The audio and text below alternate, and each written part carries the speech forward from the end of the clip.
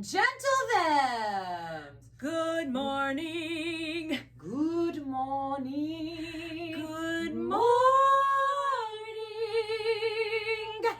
It's the Camp Rama morning show. Yeah.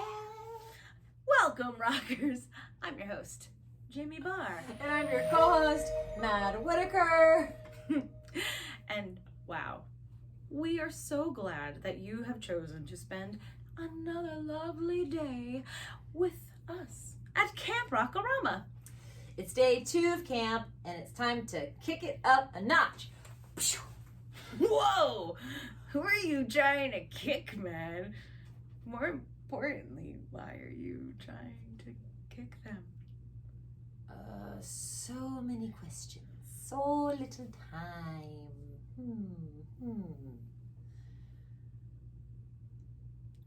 Well, Well, I'm not going to kick anyone for any reason yet. It's just an expression. oh. I was really worried. Silly me. I thought you were in danger or something. Oh, you're worried? Isn't that sweet? Bless your heart. I'm not sure what to make of this situation. Is Mad at me? Does she not like me anymore? Does she not want to be my friend? I just wanted to know who she kicked. Gosh, why am I so weird? I freaking hate myself. None of these things are actually true. It's just that sometimes our minds go down this little rabbit hole, imagining the worst case scenarios, when most of the time those worries were all for nothing. If only we could hear each other's thoughts.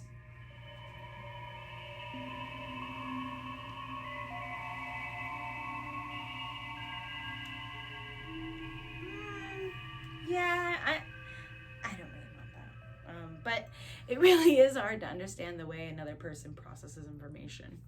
Our words make a big impact, which is why we need to choose them carefully so folks understand and don't misinterpret the messages we're trying to convey. Yes, and that's where we come in. Today's theme is healthy communication.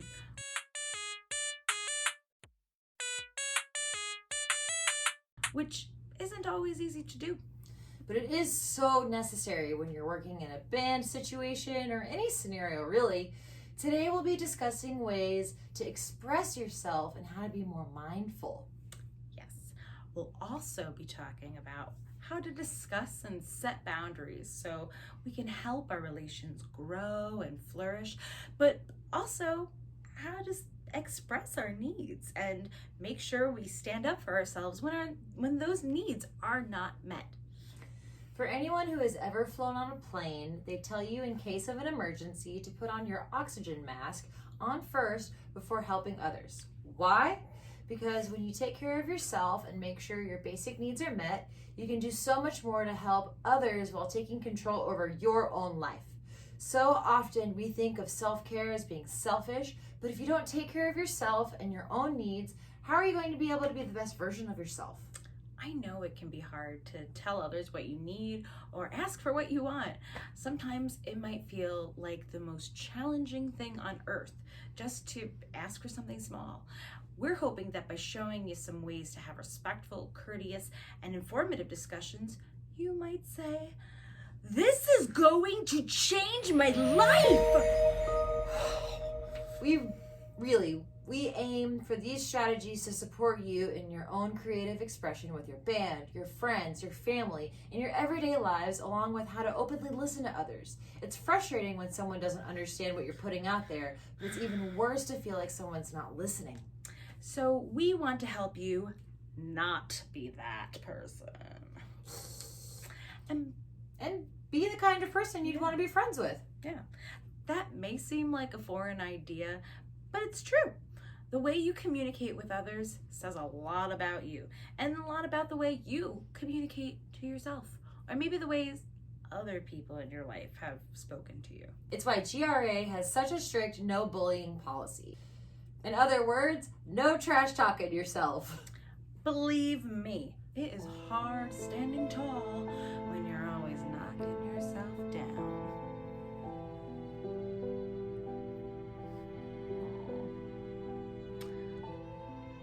on that cheerful note, Let's get this party started!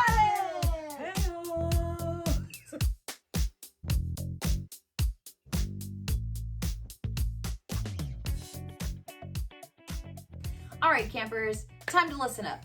The next workshop is super important. It will help you with all your goals, relationships, and projects in the future. Can you guess what it is?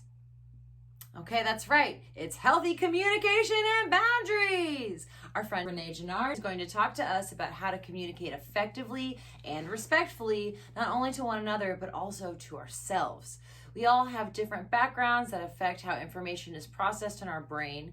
This workshop will help us become wiser and clearer with the way we talk to each other to create a smoother and happier experience. Give it up for Renee, y'all. Woo!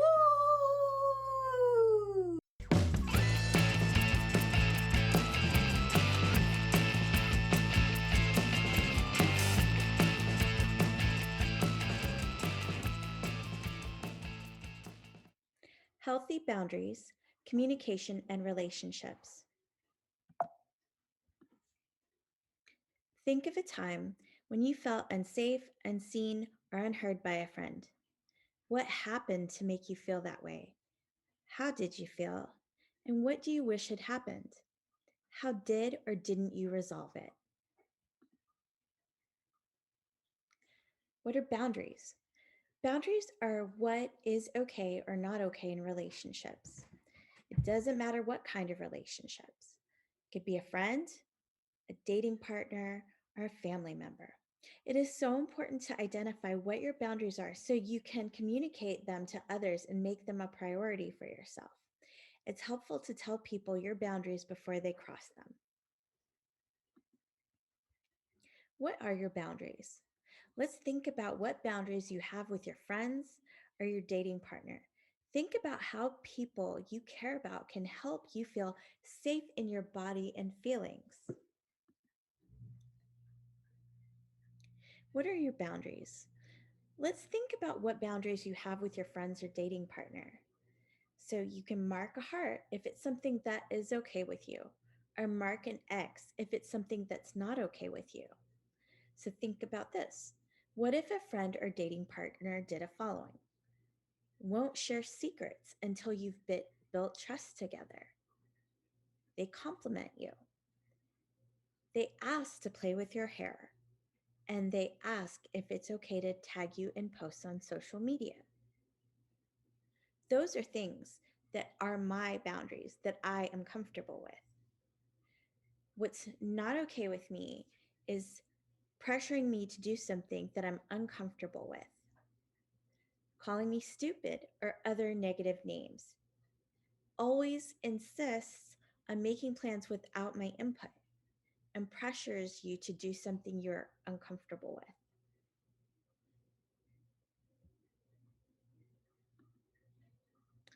Sometimes people cross your boundaries without knowing it. Other people aren't mind readers. They don't automatically know they've crossed your boundary or made you feel uncomfortable unless you tell them. It can be really hard to tell others when your boundaries are crossed, but unless you talk about it, it may happen again. It's important to communicate with others in a way that helps them hear your words and feelings, and it doesn't put them on the defensive or make them feel like they're being attacked. And there are different types of communication styles. Passive. Well, passive is a way of communicating that avoids expressing thoughts or feelings. This kind of communication can lead up to built up anger or frustration. It's not a big deal. I just want everybody to get along. Aggressive. Aggressive is a way of communicating that dominates conversations by being demanding or rude.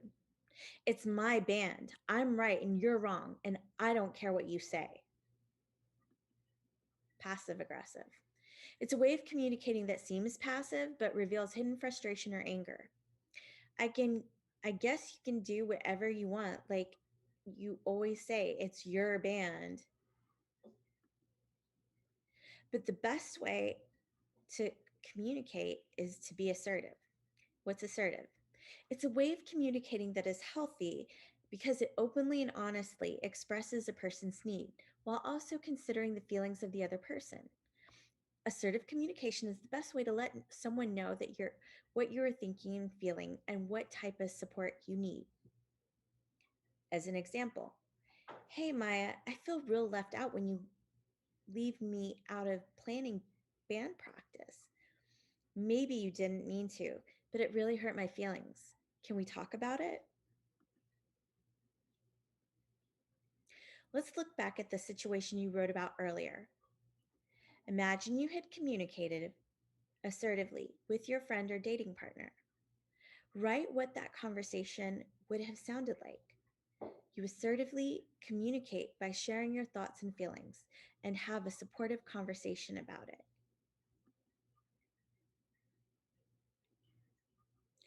Communicating during COVID. Since we're communicating more through social media and text since COVID began, when you can't see someone's body language or hear the tone of their voice, it's easy to misunderstand what someone is saying or what they mean. The best thing to do is call them to work out problems, or better yet, video chat them.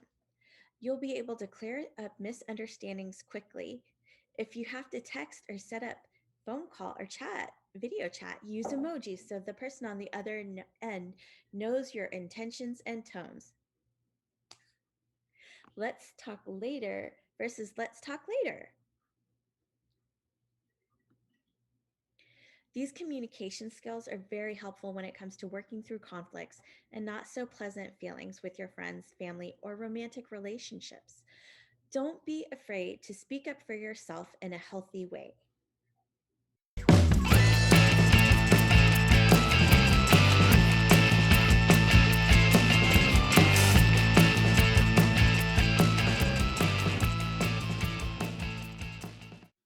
Hi, friends.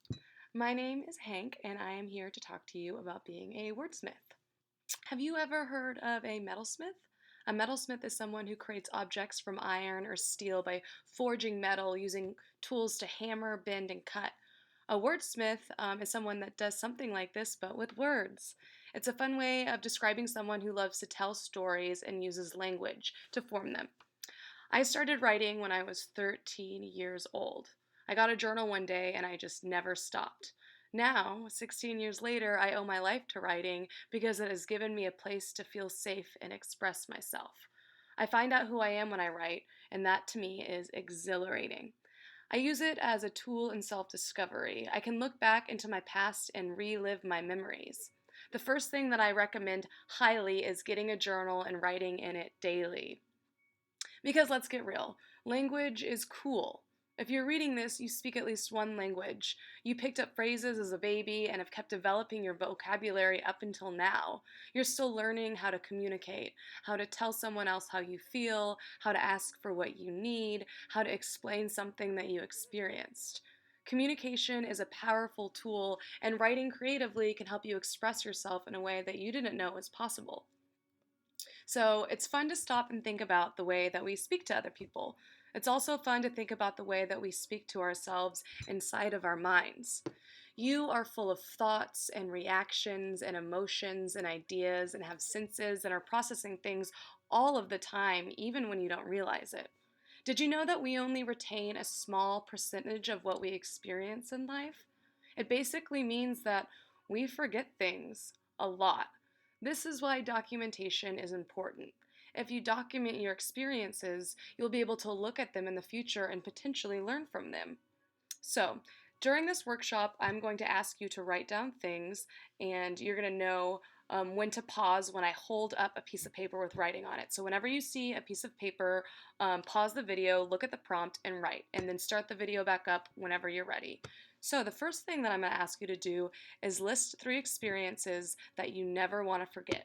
It can be an event, a moment, a person, or even a thing. So, go ahead once you see this, pause the video, and then start it whenever you're ready.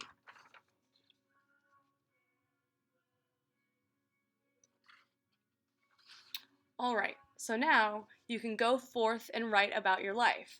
Because, okay, I'm going to tell you another secret. One of the best things about writing, you can create a world with your words that no one else can touch. Making any form of art is scary, and it's natural to be afraid of people rejecting what you make or what you write. But writing can be your safe place to be honest with yourself about how you're experiencing the world.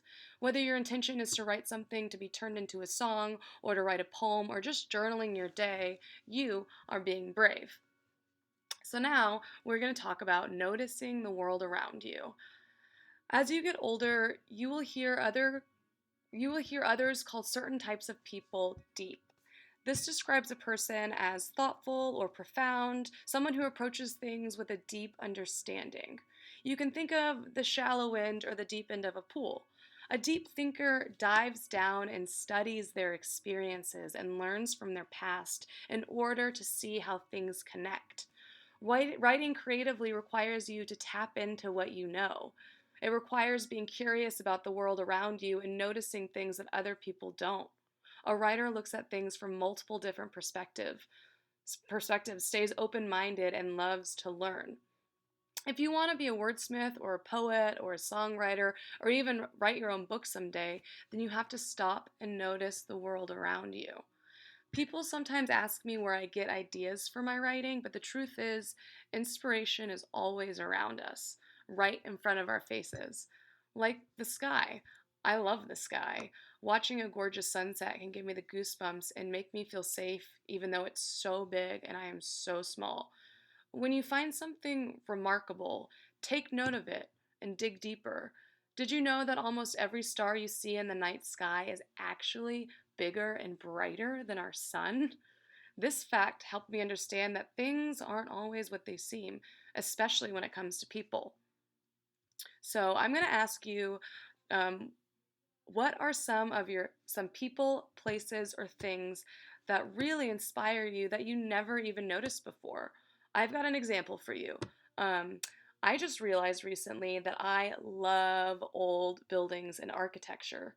I knew that I liked them, but I actually really love them. They make me feel like I'm a character in an old book.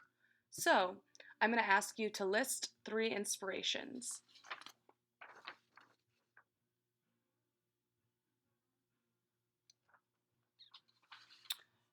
So, once you start noticing the world around you and making connections between what you know or maybe even what you don't know, then everything opens up to you. Your writing can be about anything, and I mean anything. Sometimes objects will strike me as inspirational when I'm out in the world.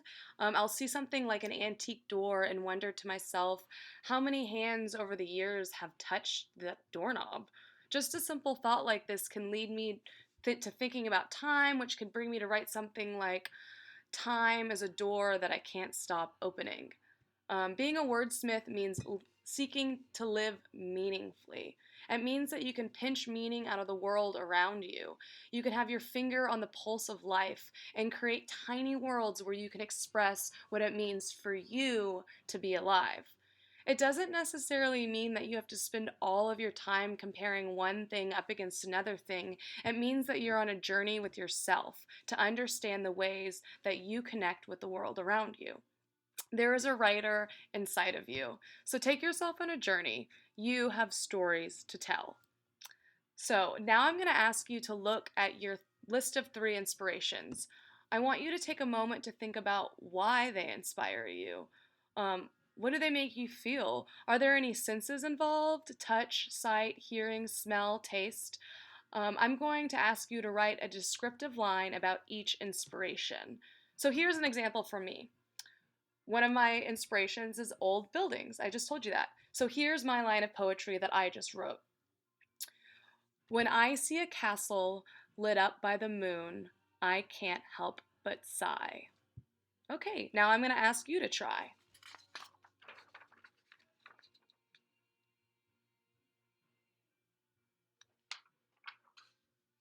All right, so now we're going to talk about understanding narratives, because I've got another secret for you. Your writing doesn't have to look like anyone else's writing. We all have different ways of expressing ourselves. Not all songs or poems have to rhyme. If you want to write, you can start with pretty much anything. It's your narrative. A narrative is a story or an account of events, experiences, whether true or fictitious. This means that when you write something, you are narrating it and therefore are the narrator. And let me tell you, being a narrator is fun. You get to choose how you want to tell the story, whether it's real or whether it's not real. So, nonfiction is real and it gives us information. It is writing that is based in fact and focused on actual events and people. So if you wrote a song or a poem about something that really happened or is happening, it would be nonfiction. If you wrote something about going to the beach for the first time and how you learned to do something, you would be giving information to the reader that is real. So that would be nonfiction. So now I'm going to ask you to write one line about something that is real that you've experienced.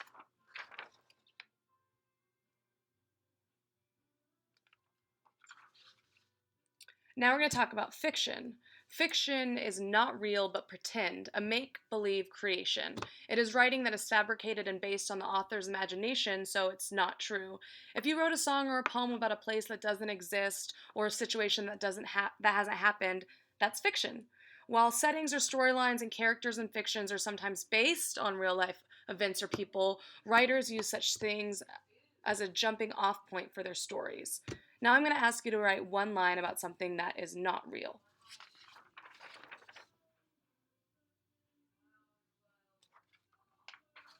Although it's sometimes hard to tell the difference between fiction and nonfiction, just remember this. If your writing reports the truth, it's nonfiction. If your writing stretches the truth, it's fiction.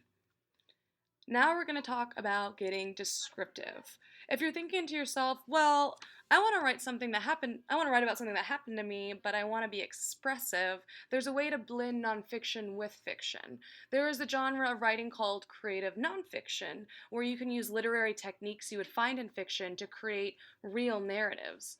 So the goal is to talk about something real that happened, but just like a reporter, but you can shape it in a way that reads like fiction.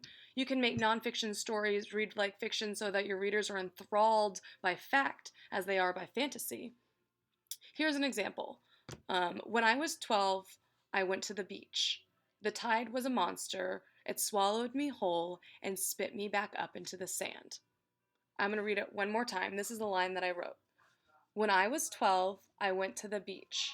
The tide was a monster. It swallowed me whole and spit me back up in the sand. So now let's look at it. Let's look about what's true about this sentence that I wrote, or these sentences that I wrote. I did go to the beach when I was 12. That's true. What's also true, I would run into the waves and then ride them all the way to the beach, even though it scared me. What's not true, how can an ocean swallow if it doesn't have a mouth? This is called personification, when you give an animal or object qualities or abilities that only a human can have. What's also not true, an ocean isn't a monster. An ocean is a large expanse of water. Also, a monster is defined as an imaginary creature, so ding ding ding, that's fiction. You see what I did there? Although that there are lines that you'll cross when writing about something creatively, you write it like it's fiction even though it's true. And we can use figures of speech to help us do that. Here are two figures of speech that can help make your writing more descriptive. A simile. A simile is a figure of speech in which two unlike things are explicitly compared. Simile uses the words like or as to describe things because they are saying the subject is like or as something. Like, she is like a rose. And then there's a metaphor. A metaphor is a figure of speech in which two unlike things are compared without the use of like or as. A metaphor takes the form of a direct statement or a direct comparison. Example, our classroom is a zoo. Metaphors are often defined by their use of the word is, as compared to similes, which use like or as. Now you're going to try. Think of a memory of yours, and it can be any memory as long as it's true. Now try to write a descriptive line about it, either using personification, metaphor, or simile. One more time, I'm going to show you my example.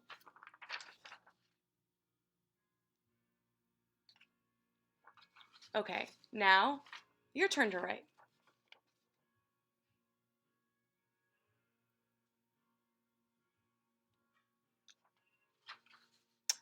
All right, now that we talked about blending fiction and nonfiction, we're going to talk about getting experimental.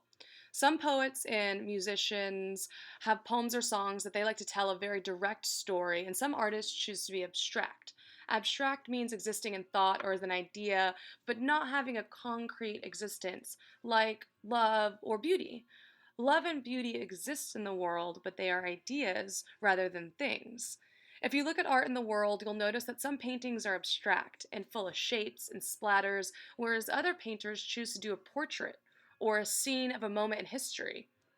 I've got a quote by you from one of my favorite harpists, composers, and poets, Joanna Newsom. It goes, among the responsibility of any writer is that, no matter what else, they know what they mean. So even if no one else knows what you're talking about, you do. The listener can sense that even if they don't get the literal meaning. The faith that they place in the clues and the connections and the secrets of the lyrics is of the utmost importance. So, this quote from Joanna Newsom is a good example of getting out of your head about what others think about your writing and allowing yourself to simply focus on what you want to say. You can talk about things in your own language like a code. People like to ask a musician, what was that song about? But it's not always the responsibility of the writer to write something that people will understand. It's your own world and your thoughts can become an art form because your mind is one of a kind. You have an imagination that can help you invent things. Your imagination can take you somewhere that you've never been. You can access sunflower fields in your mind. Anything that you can think, you can write. So maybe you're more of a direct person. Maybe you want to write things that people understand. Say you want your writing to be relatable and aren't really into the mystery of the abstract. Maybe you would totally love it if someone asked you what your song was about, and then you told them and they said, ha, I knew it. Then you can focus on a plot or a storyline. Now I'm going to ask you to write 5 lines about your favorite hobby or activity, but be experimental. It doesn't matter if it makes sense, just write freely about it in whatever form you want. I'm going to give you an example. My favorite hobby is snowboarding. So here are 5 lines of poetry that I wrote about snowboarding, but I'm going to be very experimental. The backside of the mountain. My squinting eyelids. Snow frigid as if brand new. I glide down fearlessly. Nothing can stop me now.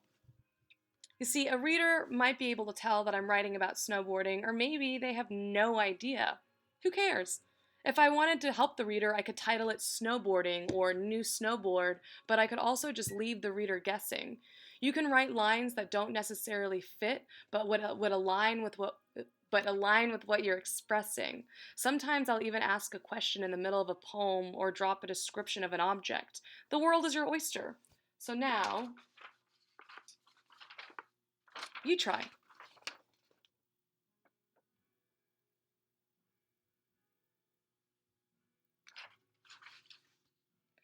So now that you've written something freely, let's write something that's very direct in 5 lines. I'm going to use my same example of snowboarding, but tell a very direct story. Here's my new poem where I'm being direct. When I snowboard down the backside of the mountain, a million breezes make my blue eyes squint. The snow reacts to its own coldness with a shudder. Flying down this fast makes me forget what fear is, and I am reminded that I am capable of anything. See, compared to my first poem, this poem is much more direct. I still use description or descriptors like a million breezes, but I tell a story that someone can understand. It has a plot and it's easy to digest. So, now you try. Look at your first poem and now try to write another poem, but be direct about what you're saying.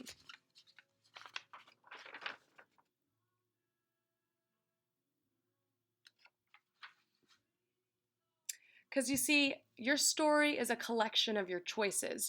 What you choose to include, what you choose to say straightforwardly, what you choose to be a little bit mysterious about.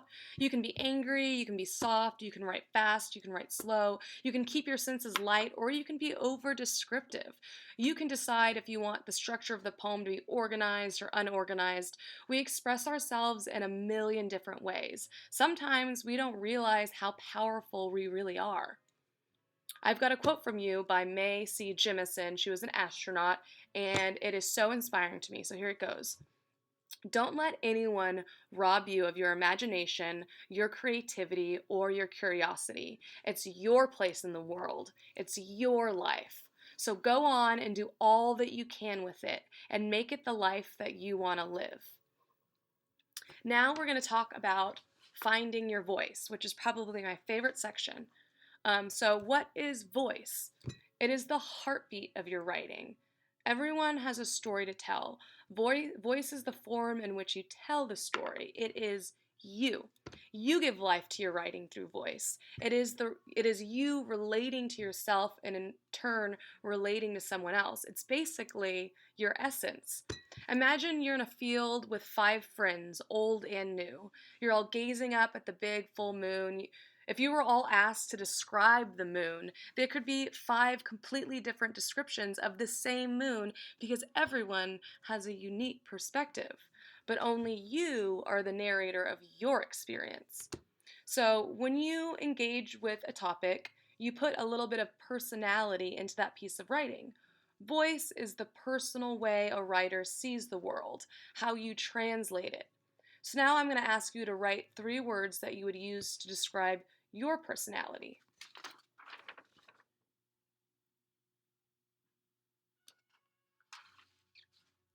Now we're going to write 2 lines inspired by your favorite color and the voice of each personality trait that you listed. Here's an example. My favorite color is cobalt blue, and 3 of my personality traits are empathetic, passionate, and gullible. Empathetic basically means that I have empathy. I care about people. I'm very compassionate. Passionate obviously just means passion, full of passion, and gullible means that sometimes people can trick me. They can be sarcastic or they can lie to me and I believe them. So I'm going to write a couple. These are the 2 lines that I wrote about in my voice of being empathetic. The woman was clutching her cobalt blue purse and crying with her head down. I pulled out a pack of tissues from my backpack and gently handed them to her. See, I wrote 2 lines incorporating my favorite color, but in a way that I'm showing that I'm empathetic, the way that I'm writing. Now, here's 2 lines from a passionate voice. I gripped the chain link fence as I watched the cobalt blue ship break across the horizon. I want to set sail on new adventures. I want to be the captain of my own life. See, I used my voice of passion to write passionately. Now we'll do my last example, gullible. My cousin told me that she won a sparkling new cobalt blue bike in the lottery. I'm jealous. I used to have a bike exactly like that, but it vanished from our grandmother's house. See, I was gullible. My cousin obviously didn't win the bike in the lottery. She obviously took it from my grandma's house. So now you're going to look at your list of personality traits and choose one. And you're going to use your voice to write 2 lines about anything inspired by your favorite color. Your voice should reflect the personality trait that you choose.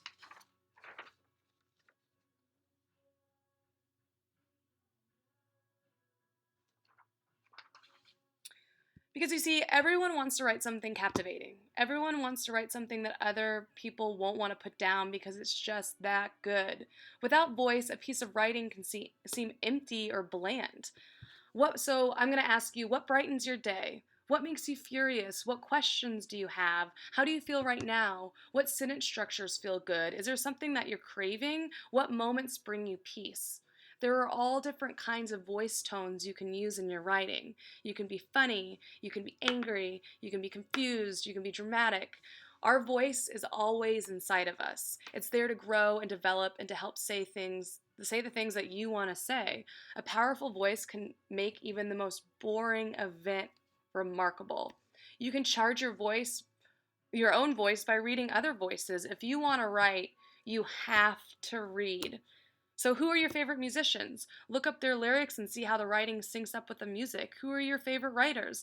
Look at their writing, read their writing, and understand more about how you want to write. Besides reading, in order to find your voice, you must keep writing over and over and over again. Try different techniques. Notice what you like. Sometimes when I write a poem about something that is hard for me, it'll be short and simple and blunt. like I don't want to talk about it because it's expressing how I feel about the subject. Other times I write poems that are long and filled with pretty words and big descriptions because that's just how I feel. Now we're going to talk about facing our own fears. Have you ever heard of a memoir? Memoirs are factual stories about someone else's life. Memoir is from the French word mémoire, which means reminiscence or memory. It's part of creative nonfiction that I talked about earlier. Writing a memoir is sharing your honest life story from your memory, which can seem scary. You're inviting total strangers to read about personal details of your life. But writing honestly about yourself and your experiences can be powerful.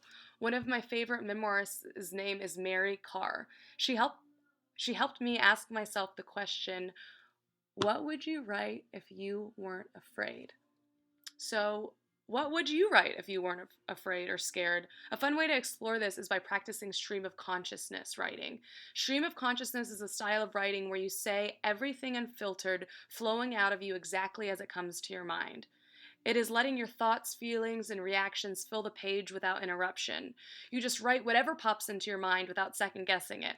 The goal isn't to write anything good or perfect, it's simply about letting your mind be free. You'll be surprised what comes up. You can ask yourself questions or talk about your day or describe anything that comes to mind. There's just no right or wrong way. So now I'm going to ask you to write for 3 minutes without stopping to think about what you're writing.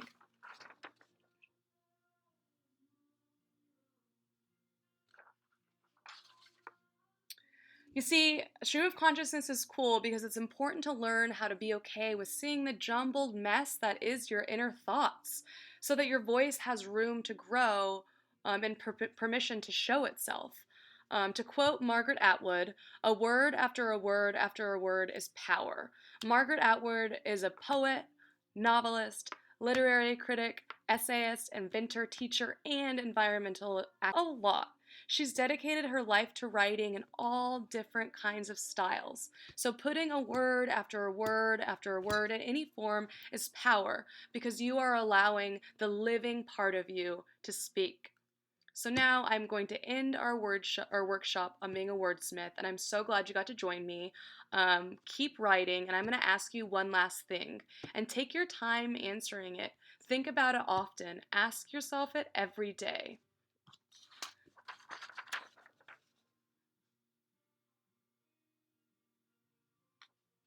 Thanks, y'all.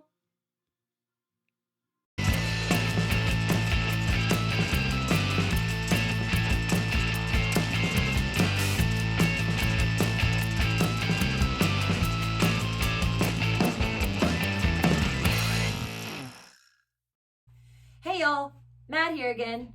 I'm going to introduce our next workshop, which is led by the fabulous Blair Robbins.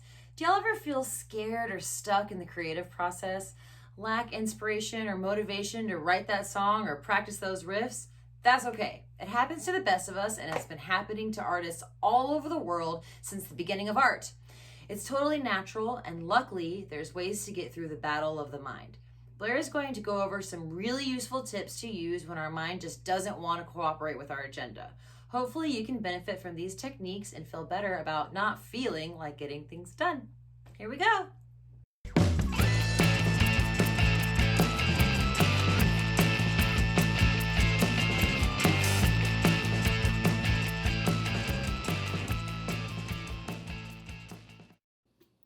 Hi, my name's Blair, and I'm going to talk about mindfulness and creative blocks.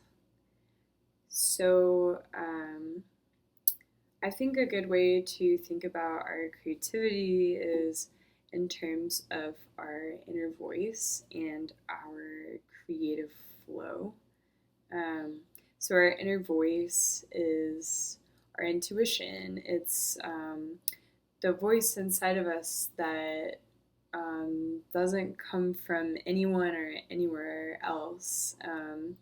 And it's a source of inspiration, and it's where a lot of our ideas come from.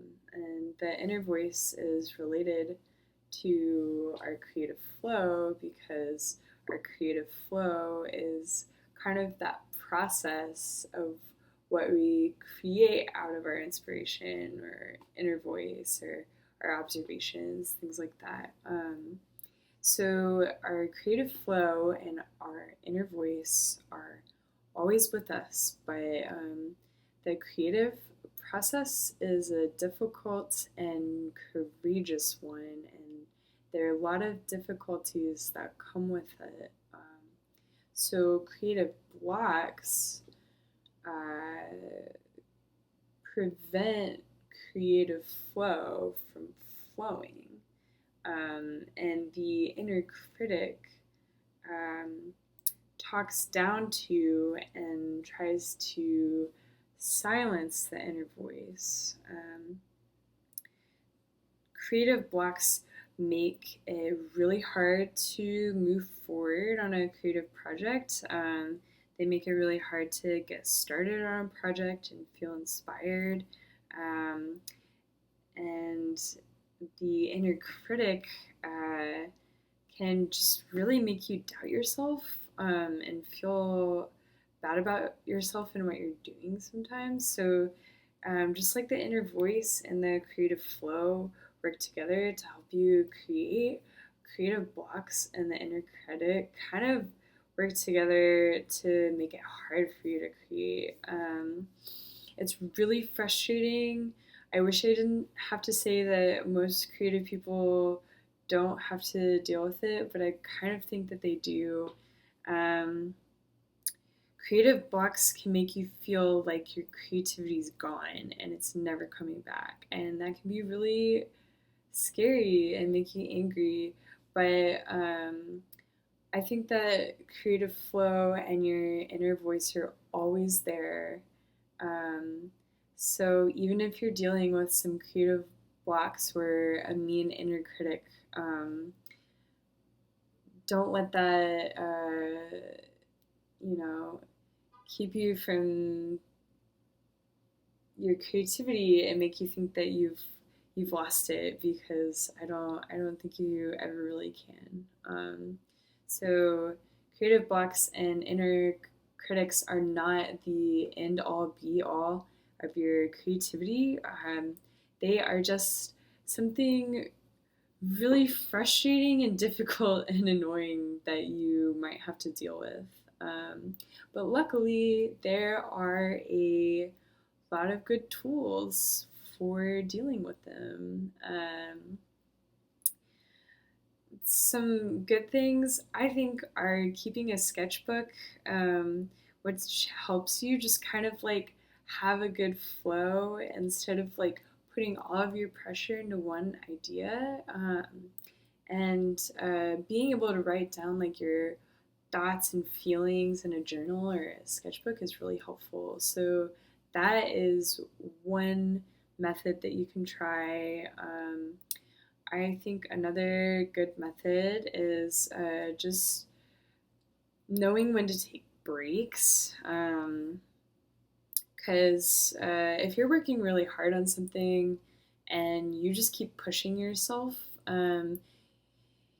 you're going to get so tired or so frustrated at some point that you're just going to make yourself stop one way or another. So, learning how to take good breaks, like, stretching, like moving around, going outside, going on a little walk, like that's a really good thing for dealing with creative blocks and your inner critic when you're getting really frustrated and feeling like you can't move anywhere, but also just something good to do in general. But the other thing that I'm going to illustrate is the usefulness of mindfulness as a practice and a technique, which is something that you can use just to be kind to yourself, to help yourself calm down, center yourself. It has all these amazing uses, but one of them is using mindfulness to deal with your inner critic and these creative blocks. So, mindfulness is a practice of staying present and noticing the things in and around you while you stay focused in the present. So it's not about judgment. It's not about shoulds or shouldn'ts. It's simply noticing what is there. And one of the main anchor points for mindfulness, which is what we're going to focus on today, is the breath.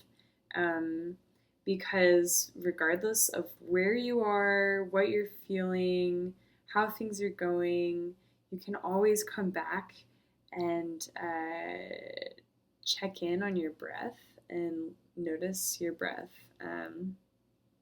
So we're going to do a exercise where we breathe in and out fully, and that counts as like one full breath, right? So we're gonna breathe in and out fully, and then we're gonna count to 10.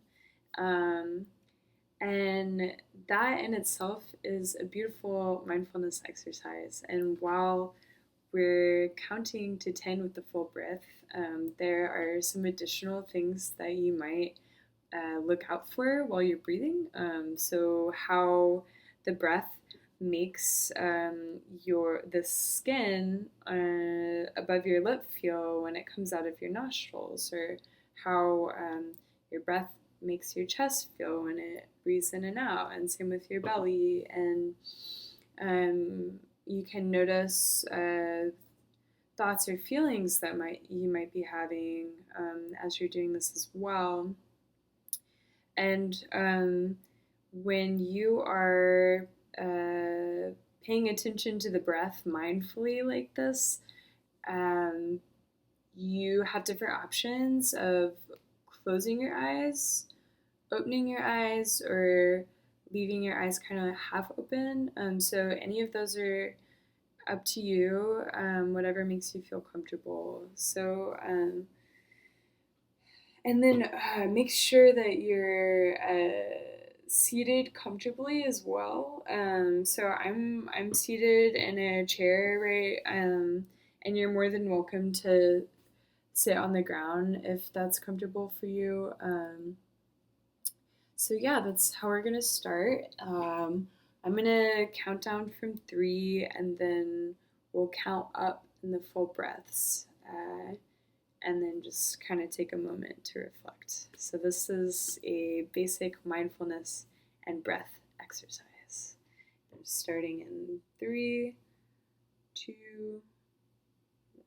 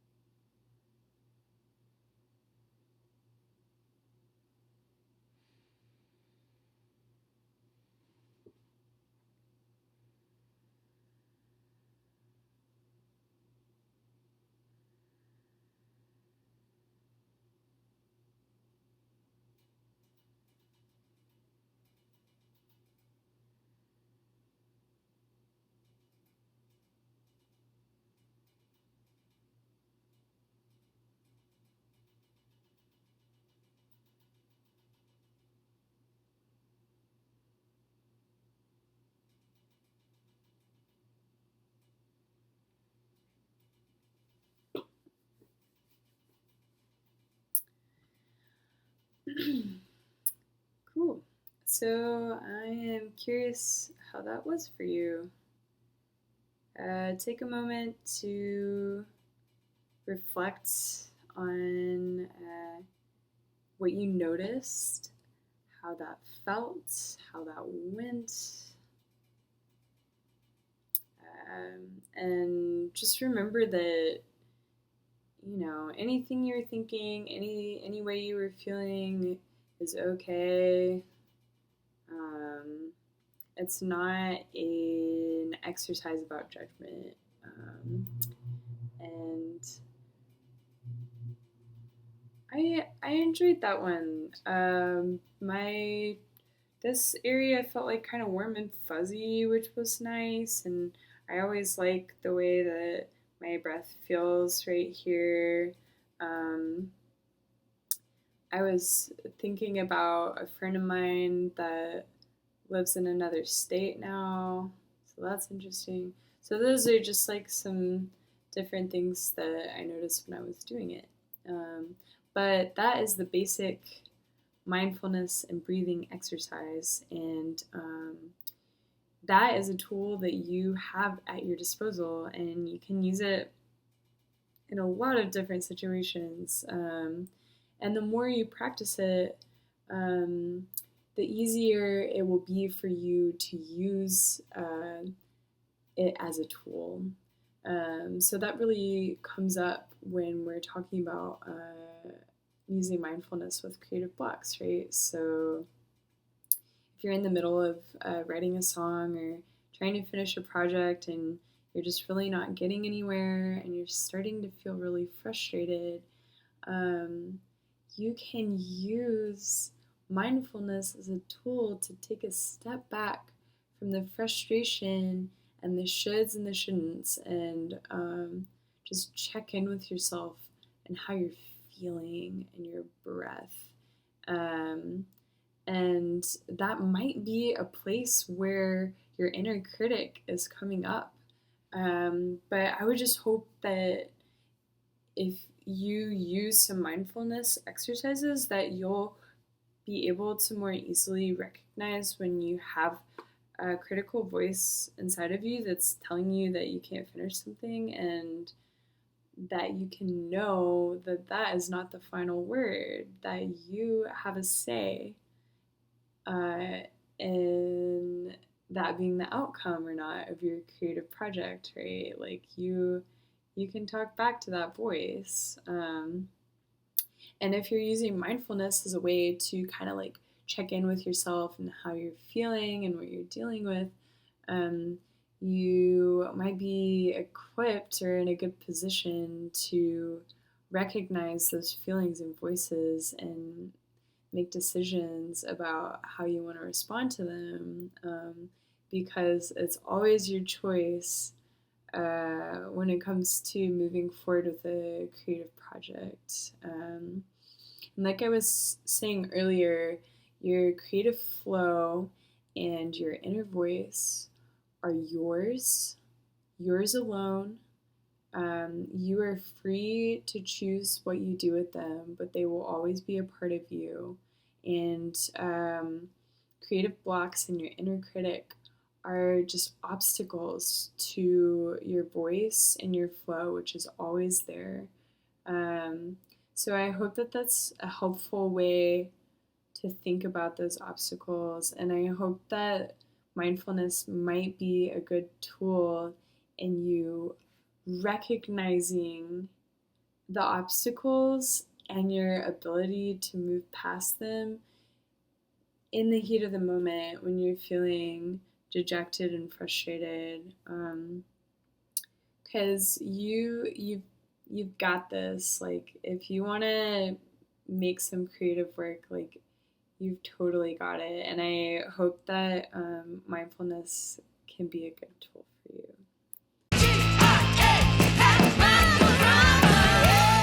One, two, three, four.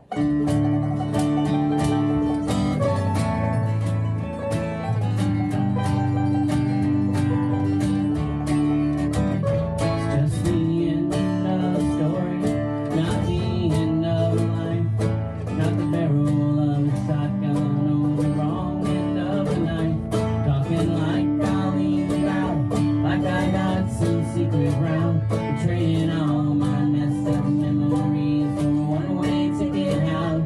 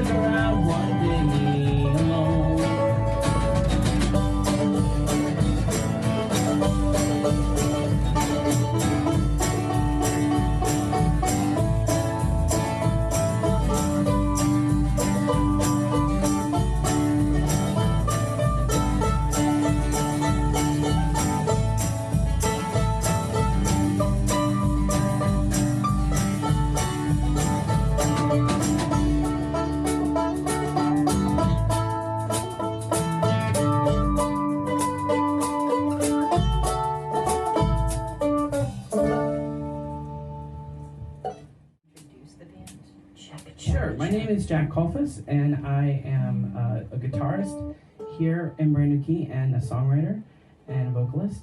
Over here we have Amy Moreland, who plays the mandolin and is also a vocalist and songwriter.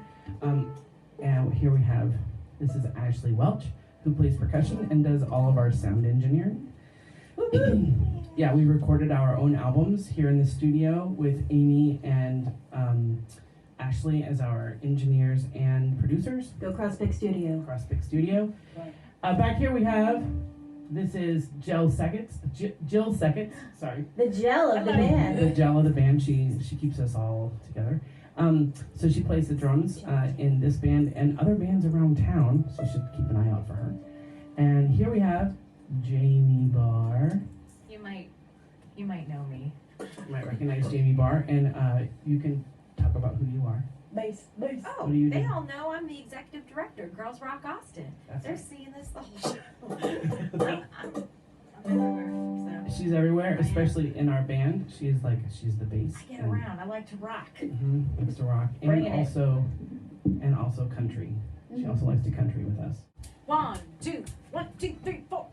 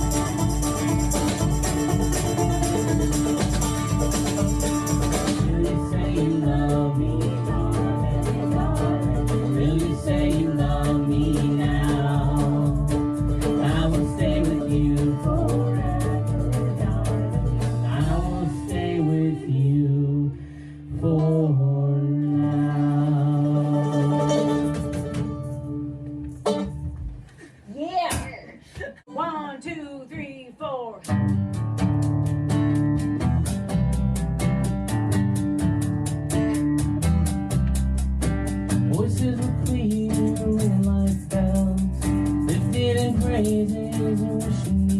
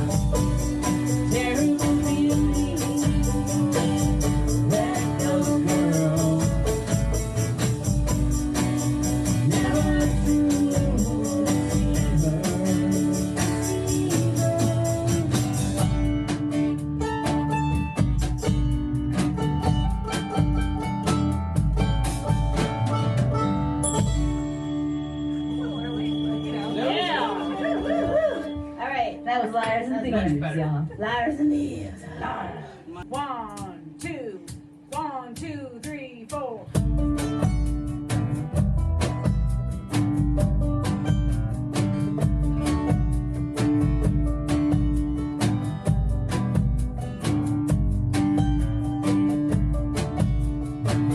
Here's a place that didn't make it. Money couldn't save this town. What am I singing? All the distance and you're dreaming. Closes when the sun goes down. Here's a house that's burned to cinders. Not the hands of girls return. Here to change a concrete landscape. Got the hill and the timber. Never been covenants. Nothing but a God of love. We'll burn every bridge till it's time for us to cross. Bring the water, I'll bring the wine. We'll watch the sunrise one last time. One more time around the fire.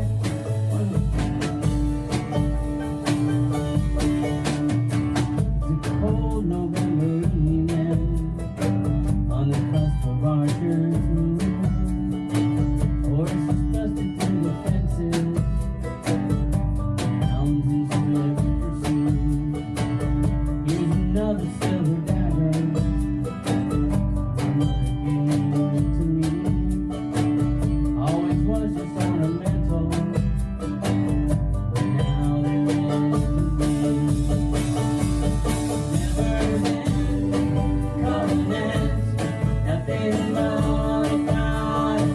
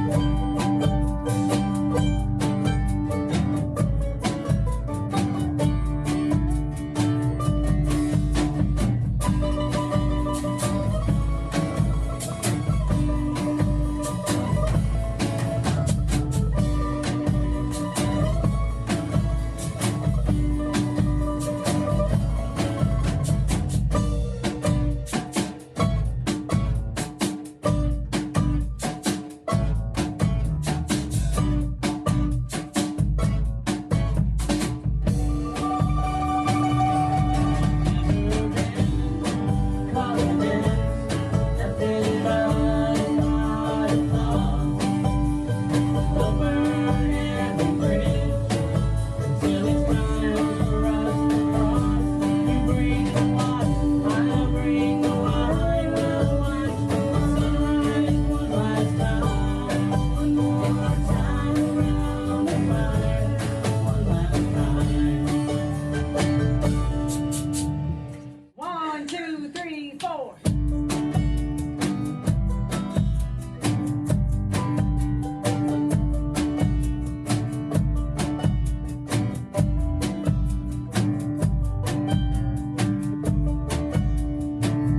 Here's a place that didn't make it.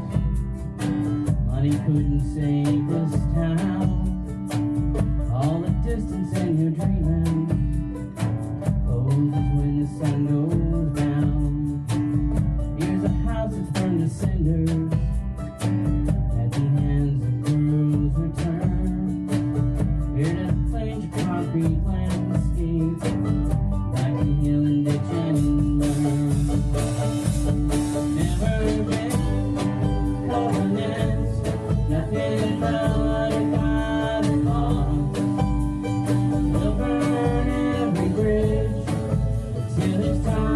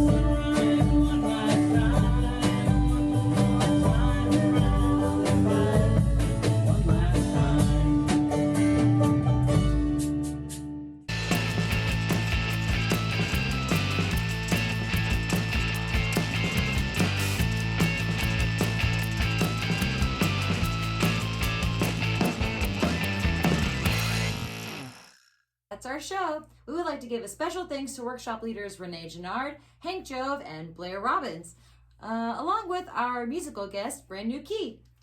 And thanks to our partners. We'd like to give a shout out to all of you for being so amazing and helping us on this musical journey. Without you, none of this would be possible. So, on that note, we'd love to give a shout out to the City of Austin Economic Development Cultural Arts Division, along with our friends at Backstage Chats with Women in Music and the Horizon Foundation, as well as Guitar Center, Stanberry Realtors with Share Tea Realtor, Ice Cream Factory Studio, and Halloween Man Comics. Without them, again, this program would not be possible. Speaking of essentials, this program wouldn't be possible without our amazing staff and campers. We're looking forward to seeing you all this afternoon in our live virtual workshops. These bands are going to be really awesome, y'all. Mark your calendars for our virtual showcase next Saturday, July 24th, where we'll be screening their original music videos at noon. Thank you so much for watching. We'll be back tomorrow, right at 10 a.m., with another fantastic episode of Camp Rockorama's morning show. And just to let you know, tomorrow's theme is image and identity. So we're going to have a great show for you. All right, that's it.